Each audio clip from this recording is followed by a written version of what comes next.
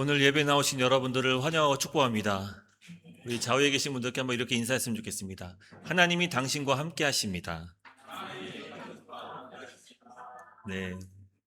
얼마 전에 한 영상을 보았는데 그 청년들에게 좀 진심으로 조언을 구하는 그 두 사람이 나왔습니다. 한 명은 전 농구 선수였던 서장훈 씨였습니다. 이 서장훈 씨는 우리 청년들에게 즐기면서 성공한 사람은 본 적이 없다면서 죽을 만큼 노력해야 된다고 얘기해 줬습니다. 반면에 또 다른 한 사람은 그 방송인 김재동 씨였습니다. 이렇게 조언합니다. 아무것도 안 해도 괜찮다. 당신 자체로 소중하다라고 청년들에게 위로를 했습니다.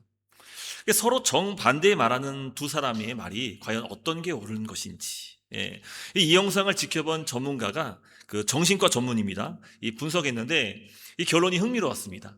이 두 사람 다 이 절반은 맞고 절반은 위험하다라고 진단을 했습니다. 이 서장훈 씨의 그 조언은 그 채찍질이죠. 이 성장이 필요한 사람들에게는 맞는 말입니다. 근데 이 매일 죽을 듯이 자신을 몰아붙이고 또 이렇게 열심히 하다 보면은 어느 순간 자기 자신이 방전되어서 이 정신적인 고통을 받게 된다는 것입니다.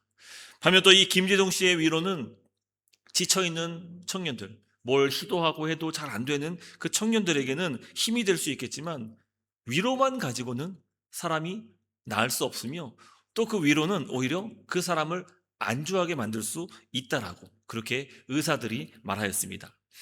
그래서 내린 의사의 처방이 무엇이냐?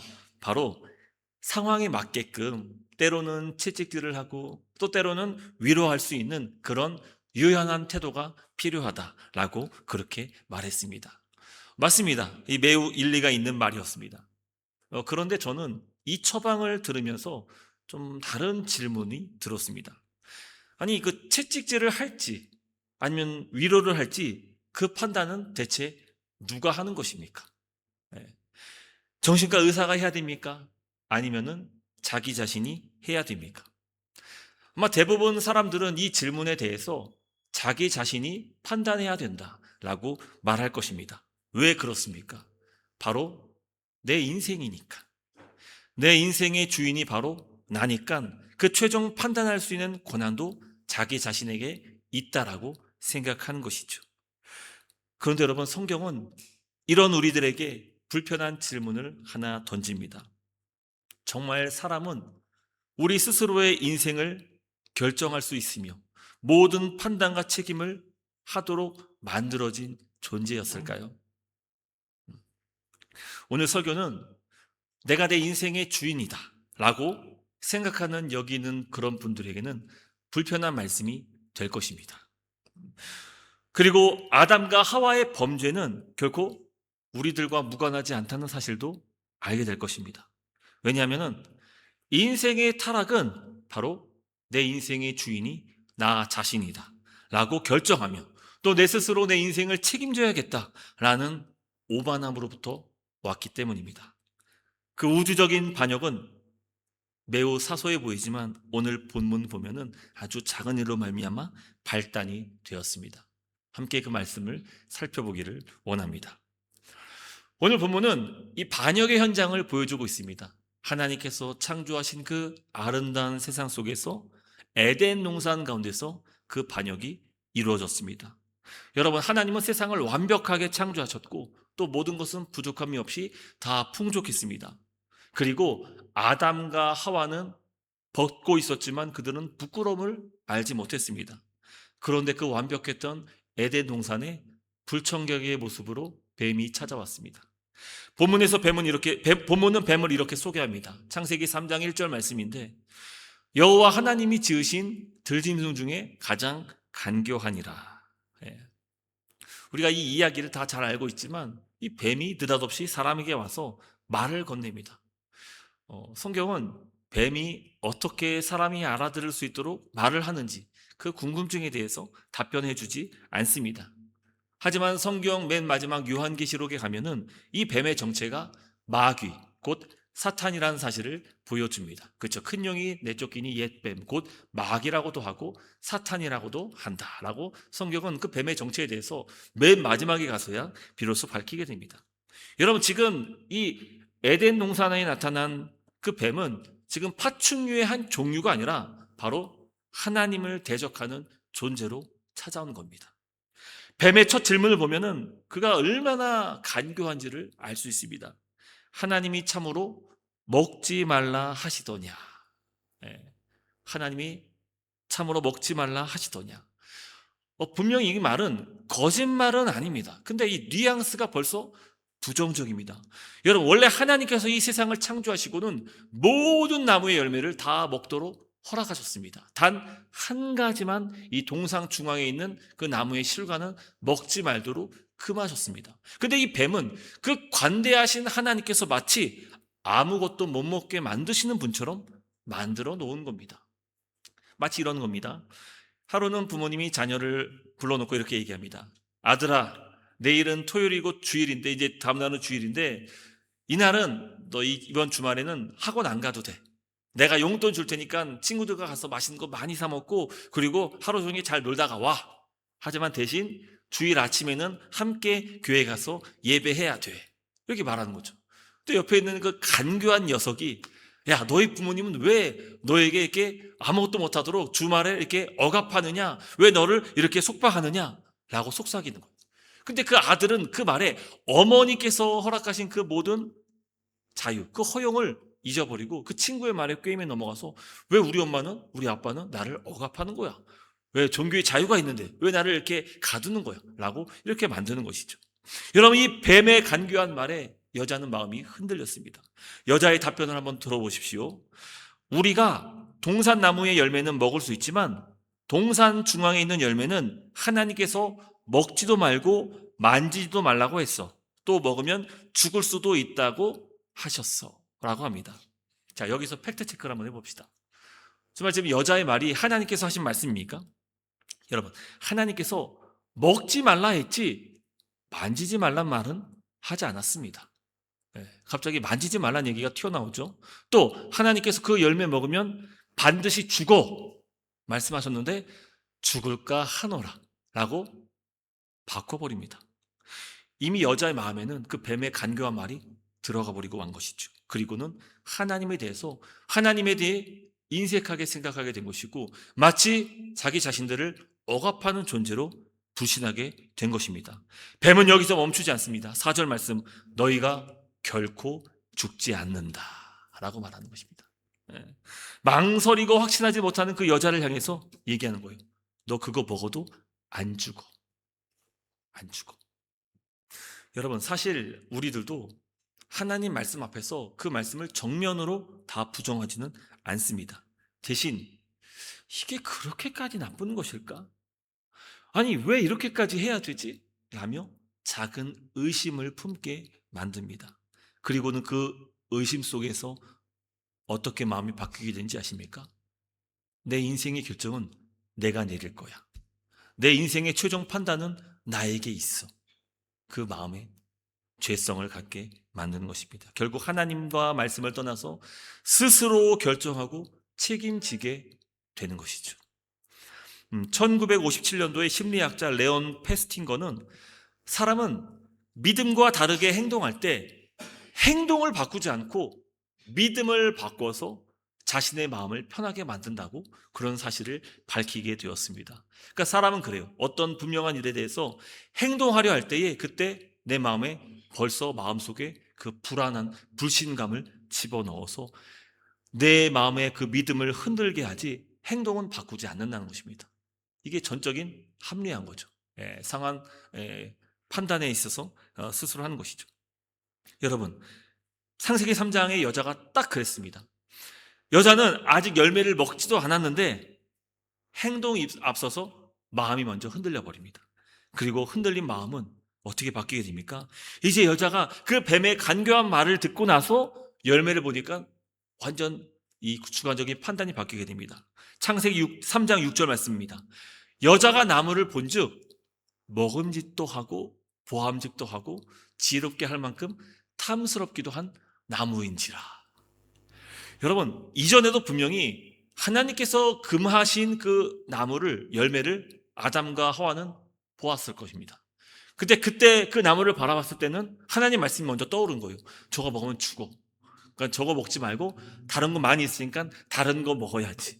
근데 그 뱀의 간교한 말을 듣고 저 열매 먹어도 죽지 않아 라고 하니까 어때요? 다시 보니까 저거 보암직도 하고 먹음직도 하고 저거 먹으면은 지혜롭게 될 것 같은 그런 마음이 생겨버린 것입니다.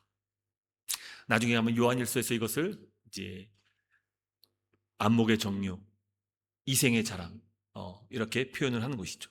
여러분, 성경이 말하는 선악을 안다는 것은 단순히 이 도덕적인 지식을 갖는다는 것을 이야기하는 것이 아닙니다. 바로 무엇이 옳고 그른지에 대한 판단을 자기 자신이 하게 된다는 것을 이야기합니다. 여러분, 원래 창조의 질서 속에서 선과 악을 판단하는 주체는 누구십니까? 하나님이십니다. 오직 그 하나님 말씀을 따를 때 비로소 인간은 의를 행하게 되는 것입니다. 반면 그 하나님 말씀을 거역하면 바로 죄가 되는 것이죠. 그 모든 판단은 하나님께 달려있는 것입니다. 우리가 판단하는 주체로 존재로 창조되지 않았던 것이죠. 하지만 여자는 자기 판단과 확신을 가지고 하나님 말씀을 무시한 채 그 열매를 먹었습니다. 여러분, 사실 그 선악과 거기에는 특별한 힘이 있는 것이 아닙니다. 실제로 그 선악과를 먹었지만 여러분 어떻게 됐습니까? 그 결과가 오히려 뱀의 말대로 그들이 죽지 않았습니다. 하지만 무엇이 바뀌게 되었습니까? 바로 이 창조주 하나님께서 왕이신 그 세상 속에서 하나님 자리를 박탈하고 스스로가 그 자리를 차지하는 반역을 일으킨 것입니다. 이게 바로 이 창세기에서 말하고 있는 죄입니다. 죄. 창조주 하나님 말씀을 불신하고 뱀의 말에 넘어가서 자기 확신을 가져버리고 이 판단을 스스로가 결정하여서 행동한 것, 그것이 바로 창조 모든 질서 속에서 파괴된 왕의 자리를 찬탈한 그 반역이 된 것입니다. 그리고 본문은 이렇게 이어집니다. 자기와 함께 있었던 그 남편에게도 주매 그 열매를 먹은지라. 여러분 보세요. 지금 여자만 잘못한 것 같이 성경이 기록하고 있지만 그렇지 않습니다. 그 여자 옆에 누구도 있었습니까? 아담도 있었습니다. 그래서 간혹 좀 너무 급진적인 설교 가운데 이 죄는 여자로부터 들어왔다라고 이렇게 얘기하는데 그렇지 않습니다. 그 모든 상황을 누가 함께 지켜보고 있었습니까? 남자도 함께 있었습니다. 그리고 그 상황 판단을 고스란히 남자도 하고 그 열매를 먹었습니다. 뱀과 여자의 대화를 다 듣고 있었고요. 여자가 과일을 건넬 때 어떤 저항도 없이 그것을 받아 먹었습니다. 결국은 아담도 함께 하나님께 대하여 거역한 것입니다. 그렇게 인류는 하나님을 반역했고 죄를 범했으며 결국 타락하게 되었습니다. 그리고 이 성경은 이 대목을 모든 사람들에게 다 적용을 합니다. 로마서 말씀인데 5장 12절 말씀입니다. 한 사람으로 말미암아 죄가 세상에 들어오고 죄로 말미암아 사망이 들어왔나니 이와 같이 모든 사람이 죄를 지었으므로 사망이 모든 사람에게 이르렀느니라. 아담의 이야기는 아담과 하와 두 사람의 죄가 아닙니다. 바로 모든 인류와 연결된 우리들의 이야기입니다. 7절 말씀은 이에 그들의 눈이 밝아졌다고 말합니다. 네. 여러분, 눈이 밝아졌대요. 근데 이 밝아짐은 사실 5절 말씀에서 뱀이 했던 말이에요. 뱀이 했던 말. 뱀의 말대로 되었어요. 이거 보니까 하나님 말씀보다 뱀의 말씀에 더 권위가 있어 보이네. 근데 여러분, 뱀의 말하는 것처럼 그들이 하나님같이 된 것은 아닙니다. 단지 그들의 눈이 밝아져서 스스로가 벗고 있다는 사실을 깨닫게 됐고 그 자신의 연약함과 수치를 발견할 수 있는 그 눈이 밝아진 것입니다. 여러분 2장 25절 보면은 그들이 벗었지만 부끄러워하지 않았다고 얘기합니다. 근데 그 하나님께 죄를 범하고 타락한 그 순간 그들의 눈이 밝아졌는데 바로 자신의 연약함, 수치를 보게 된 것이에요. 여러분 왕의 말씀과 그의 통치 가운데 있을 때는 그들이 비록 부족하고 연약한 존재였지만 그것을 느끼지 못했습니다. 근데 하나님께 대해서 반역하는 그 순간 비로소 자신이 벗었고 자신이 아무것도 아닌 존재라는 것을 깨닫고 하나님이 창조하신 그 나무들 사이에 숨어버리고 만 것입니다. 여러분 하나님께서 만드신 이 세상은 그 인간의 나약함 속에서 숨으라고 주신 것이 아니에요. 그것은 하나님께서 이 세상을 다스리도록 사람에게 맡기신 피조 세상이었던 것이죠. 하지만 그들은 그 자신에게 그 다스리도록 맡기신 그 세상 속으로 완전히 숨어버린 것입니다. 이 얼마나 비참하고 이 얼마나 왕의 닮은 존재로서 지음받은 그 인간이 지금 바닥으로 완전히 격화된 그 모습입니까? 여러분, 우주를 지으시는 그 하나님 앞에서 그깟 나무 몇 그루가 그 사람들을 숨겨줄 수가 없는 것입니다. 그들은 고작 그 나무 뒤에 숨었을 뿐인 것이죠. 하나님은 먹는 날에는 정령 죽을 것이다라고 하셨는데 두 사람은 바로 죽지는 않았습니다. 말씀이 틀린 건가요? 하나님께서 지금 공갈을 하고 계셨던 것입니까? 그렇지 않습니다. 지금 마치 뿌리 뽑힌 나무처럼 겉모습으로는 살아있는 것처럼 보이지만 하지만 이미 그들은 생명이 단절되어서 그들은 사형 선고를 이미 집행받은 것이나 다름이 없었던 것입니다. 여러분, 꽃다발을 꽃으로 한번 보십시오. 당장은 예뻐 보이고 화려해 보이지만 며칠 지나면 죽어버리고 말 것입니다.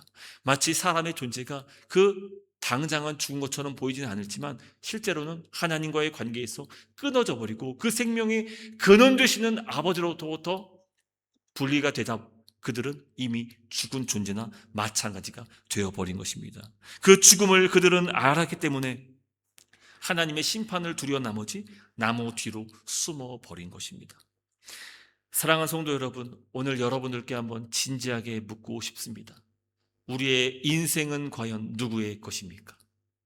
정말 이 아무것도 아니며 비참한 그 나 자신, 정말 나 한 사람 혼자 스스로 살아갈 수 없는 그 무능한 존재, 그 자신을 알면서도 여전히 나 자신이 내 인생의 주인이라고 말할 수 있습니까?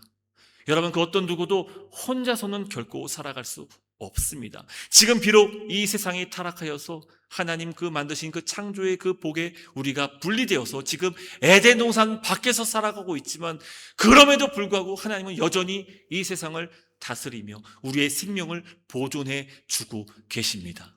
여러분, 과학은 진화는 계속해서 이 모든 세상에 신은 없다라고 주장하면서 이 모든 것이 결국은 우연 속에서 탄생한 것이며 우리가 살아 숨쉬는 이 지구마저도 어떤 우주 대폭발로 말미암아 이뤄진 우연히 수억 년의 수백억 년의 시간 속에서 탄생한 우연히 발생한 우리가 살아 숨쉴 수 있는 그런 터전이 되었다라고 말하고 있습니다.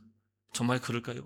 만약 이 우주 속에서 하나님의 존재가 지금 당장 일하고 계시지 않는다면 그 어떤 누구도 우리는 살아남을 수 없는 그런 미약하고 아무것도 아닌 정말 과학이 말한 것처럼 우주의 먼지와도 같은 그런 존재일 뿐입니다. 그럼에도 불구하고 하나님의 크신 은혜와 다스림은 여전히 오늘 이 우주 속의 중심인 지구를 향해 있는 것이고 우리는 그 하나님의 보호하심과 돌봄 안에서 지금도 여전히 살아갈 수 있는 것입니다. 여러분, 내 삶의 주인은 결코 내가 될 수 없는 것입니다. 우리는 내가 인생의 주가 되어서 살아가기 너무나도 터무니없이 미천하고 연약하고 우리는 내 스스로 보호할 수 없는 그 벗은 몸을 가지고도 너무 비참하여서 나무 뒤에 숨을 수밖에 없는 그런 존재들에 불과하다는 것이죠. 20세기 최고의 지성 중 한 사람인 C.S. 루이스의 젊은 시절은 철저한 무신론자였습니다. 그는 회심 후에 그의 자서전에 이렇게 썼습니다. 무신론자로 남으려면 읽는 책조차도 조심해야 합니다. 왜냐하면 마음으로 이끄는 그 함정이 사방에 있기 때문입니다. 라고 말하고 있습니다. 이게 무슨 말입니까? 여러분, 세상에는요 하나님의 존재를 드러내는 것이 너무나도 많이 있다는 것이에요. 근데 그것을 애써 부인하고 그것을 피하려고 한다면요 정말 내가 단순히 오늘 읽는 그 책조차도 내가 피해야 한다는 것입니다. 이것을 이제 칼빈은 일반 은총이라고 얘기했죠. 하나님께서 일반 계시라고 얘기했죠. 하나님께서 만드신 이 자연 만물 속에서도 하나님의 살아 역사하심을 우리는 얼마든지 믿고 확신할 수 있다는 것이죠. 물론 우리에게는 그 특별 계시로서 성경에 하나님 말씀이 주어졌기 때문에 우리는 그 진리 말씀 속에서 하나님의 살아계심을 믿지만 믿지 않는 자들, 성경을 알지 못하는 자들도 이미 창조의 모든 세계 속에서 하나님을 발견하게끔 만들어 놓으신 것이 하나님의 섭리였다라는 것을 뒤늦게 이 C.S. 루이스가 자신의 자서전에 기록하고 있는 것입니다. 여러분, 루이스는 하나님을 몰라서 안 믿었던 것이 아닙니다. 그는 애써 하나님의 그 존재되심을 부정하면서 계속 피하면서 하나님의 존재를 밀어냈던 것입니다. 이것이 바로 하나님의 그 그림자 안에 피해 숨는 사람들의 모습인 것입니다. 지금도로요. 사람은 끊임없이 하나님을 밀어내면서 뭔가 하나님을 대신할 그 존재들을 계속 생산해내고 있습니다. 특별히 이 시대는 이 과학이 거의 막 지배하다시피 하는 그런 세상 아닙니까? 이 과학의 모든 권위를 두다 보니까 이 과학마저도 이제 신의 존재에 대해서 계속 부정하고 계속 불신하도록 만들고 있는 것이죠. 근데 그 모습이 바로 무엇이냐? 오늘 말씀을 근거로 보자면은 하나님의 낯을 피해서 숨어버리는 모습인 것입니다. 이게 바로 인간의 반역이, 인간의 타락된 본성이라는 것이죠. 그런데 여러분, 아무리 숨어도 소용이 없었습니다. 아담도 하와도 그리고 C.S. 루이스도 결코 하나님의 낯을 피할 수가 없었습니다. 루이스는 훗날 자신의 회심 과정에서 이것을 체스에 빗대어서 설명합니다. 그의 무신론을 지탱하던 논리들이 하나 둘씩 무너지고 더 이상 숨을 곳이 없었을 때 그는 이렇게 고백합니다. 체스메이트, 체크메이트. 체크메이트. 이 뜻이 무엇입니까? 바로 체스에서 더는 도망갈 데가 없을 때 그 외통수일 때 쓰는 말입니다. 체크메이트. 끝났다는 것이죠. 하나님의 존재를 더 이상 피해서 숨을 수 없다는 것을 알고는 항복 선언을 하고 만 것입니다. 1929년 루이스는 결국 무릎을 꿇었습니다. 훗날 그는 자신을 영국에서 가장 마지못해 회심한 사람이다 라고 스스로를 낮춰 불렀습니다. 끝까지 버티다가 결국은 항복한 것입니다. 여러분, 사실 우리들도 크게 다르지 않습니다. 시편 기자는 이렇게 노래합니다. 시편 139편 7절 말씀. 내가 주의 영을 떠나 어디로 가며 주의 앞에서 어디로 피하리까? 여러분, 우리가 과연 어디에 숨어 있어야 하나님의 낯을 피할 수가 있겠습니까? 세상 어디를 다 가리켜 우리가 숨는다 할지라도 우리는 결코 하나님의 눈을 가릴 수 없는 것입니다. 우리의 일상도 우리의 신앙생활도 결코 하나님의 낯을 가릴 수가 없는 것입니다. 말씀을 맺도록 하겠습니다. 사람은 하나님과 같이 되려 했습니다. 그리고 그의 왕의 자리를 빼앗았습니다. 그 순간 하나님과 백성의 관계는 완전히 깨져버린 것이죠. 왕의 복음 시리즈 그 첫 번째 그 설교 말씀에 빗대어 보자면은, 여러분, 우리의 왕은 이 땅에 섬기러 오신 왕이지 섬김 받으려 오지 않으셨습니다. 하지만 인류는 타락하였고 하나님의 자리를 차지한 나머지 이제 왕의 모습도 스스로 바꿔버린 거예요. 섬기는 왕을 섬김받는 대상, 자기 자신이 왕이 되어서 섬김받으려고 그렇게 살아가게 된 것이죠. 그리고 이 인간의 모든 논리는 역사 속에서 계속 증명되고 있습니다. 어떤 누구도요, 힘을 갖게 된 순간부터 이미 그들은 섬김받으려고 세상을 군림하려 해야 합니다. 이것은 결코 왕의 뜻도 아니고 하나님께서 이 세상을 창조하신 그 주의 뜻도 결코 아닌 것입니다. 무엇을 알 수 있습니까? 이 세상이 타락한 그 사실을 우리가 알게 된 것입니다. 사람은 끊임없이 창조주가 되려고, 왕이 되려고 왕과 정반대의 길을 계속 걸어가고 있습니다. 사실 오늘 본문을 보더라도 여러분, 인간이 그 죄를 범할 때 그 행했던 행동은 너무 사소해 보입니다. 왜요? 아니, 먹지 말라는 그깟 과일 하나 먹은 것이 그렇게 큰 잘못입니까? 아니, 좀 과일 좀 그거 하나 먹었다고 그렇게 하나님은 단번에 그들을 내치시고 에덴에서 쫓겨나시고 그 모든 인류의 역사 속에서 폭력과 진압과 모든 사람들의 왕이 된 그 굴림자로 말미암아 억압받고 고통받게 살게끔 만드신 겁니까? 여러분, 그깟 과일 하나 따먹은 게 대수가 아닙니다. 성경은 지금 반역은 그 과일 하나 먹은 것이 아니라 피조물이 창조주의 자리를 찬탈하려고 행한 그 우주 속에서 가장 심각한 오만한 범죄였다는 사실을 말하고 있는 것입니다. 그가 과일 하나 먹었다고요? 아니요. 그 마음의 동기는 자기 자신이 하나님같이 되어서 모든 옳고 그름의 판단을 스스로가 짓게 되며 그 인생을 자기 스스로가 책임지고 결정하겠다는 그 마음, 그 타락의 본성, 그것으로 말미암아 이미 이 하나님과의 관계는 깨져버리게 된 것입니다. 분명한 죄인 것이고, 그리고 그 죄의 결과 사람은 하나님의 그 모든 질서 속에서 어긋나기 시작했고, 온갖 죄로 말미암아 이 하나님이 창조하신 아름다운 세상을 끊임없이 파괴하고 있는 것입니다. 여러분, 하나님이 만드신 창조하신 세상은 지금 우리가 보고 누리고 있는 이 세상과는 전혀 다릅니다. 물론 우리가 이 세상을 보면서도 참 아름답구나, 참 이 창조의 세계가 참 놀랍구나, 사람들이 그런 얘기 하더라고요. 그 미국의 그 그랜드 캐년이 그렇게 좋대요. 그랜드 캐년. 저도 살면서 한번 그랜드 캐년을 볼 수 있는 기회가 있을지 모르겠지만, 많은 사람들이, 목사님들이 그 그랜드 캐년을 보면서 하나님의 높고 위대하심을 바라보며 찬송했다라고 그렇게 간증들을 합니다. 죽기 전에 한번 꼭 가보고 싶습니다. 근데 여러분, 그랜드 캐년도 그렇게 아름답고 멋진데, 본래 하나님이 창조하신 이 세상은 그랜드 캐년이 아니라 그 할아버지, 증조 할아버지가 온다 할지라도, 죄송해요, 너무 올드한 표현을 썼습니다. 네, 여러분, 그 어떤 것과도 비교할 수 없을 만큼 하나님께서 창조하신 세상은 높고 위대하신 그 하나님의 솜씨를 우리가 볼 수 있도록 너무 아름답다는 것입니다.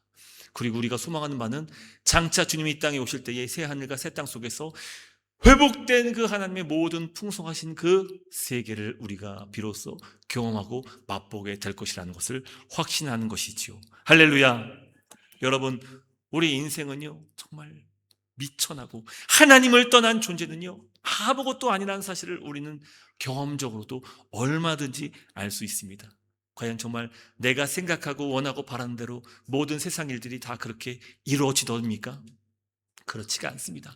세상 사는 것 만만치 않습니다.